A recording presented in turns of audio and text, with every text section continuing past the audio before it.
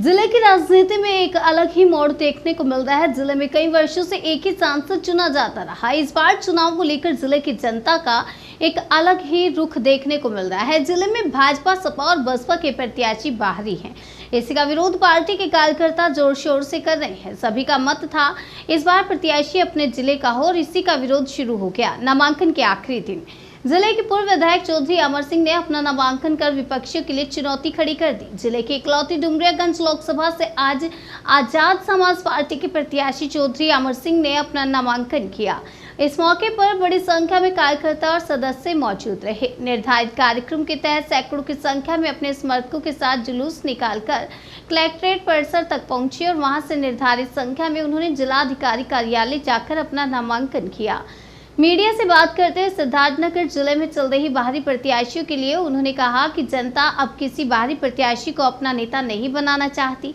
कहा कि जनता का विचार है, बाहरी को 3 बार देख लिया है, अब अपने जिले का ही नेता होना चाहिए।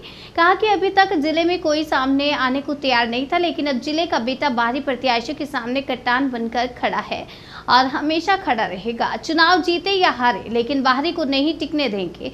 उन्होंने ये भी कहा कि अगर इन बाहरी प्रत्याशियों को अपने जिले में सम्मान मिलता और कोई वजूद होता तो दूसरे जनपद से चुनाव लड़ने की जरूरत ही नहीं पड़ती। इस बार जनता ने दिखा दिया है कि बाहरी लोगों के साथ कैसा व्यवहार करना चाहिए। यह तो पार्टी के कार्यकर्ता ही पार्टी का विरोध कर रहे हैं। उनकी भी यही मांग है कि बाहरी प्रत्याशी नहीं चाहिए। उन्होंने कहा कि इस बार भाजपा और गठबंधन के बाहरी प्रत्याशी अपने घर वापस जाएंगे। जनता की सहमति पर एक नारा दिया, अपनी माटी अपना बेटा, नहीं चाहिए बाहरी नेता। प्राथमिकताओं को लेकर उन्होंने कहा कि क्षेत्र का चौमुखी विकास, शिक्षा, स्वास्थ्य और कृषि के क्षेत्र में काम करना उनकी प्राथमिकताओं में शामिल है। उन्होंने अपनी जीत का भरोसा दिलाते हुए प्रचंड बहुमत की बात कही। आपके लिए मुश्किल है और कैसे ये नारा सिद्धार्थनगर की आवाम का है, क्योंकि मालिक यही है सिद्धार्थनगर के लोग। वो क्या नारा बनाएंगे, क्या किसको भगाएंगे। और सिद्धार्थनगर के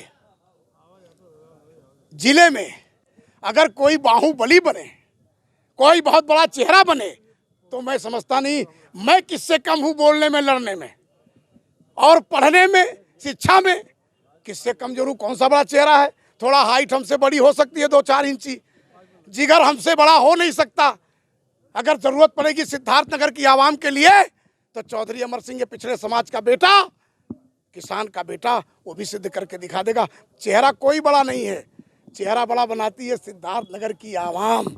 सबसे बड़ा चेहरा है आवाम। वो चाहे तो लाख को लीख और लीख को लाख कर सकती है और गधे को भी घोड़ा बना सकती है।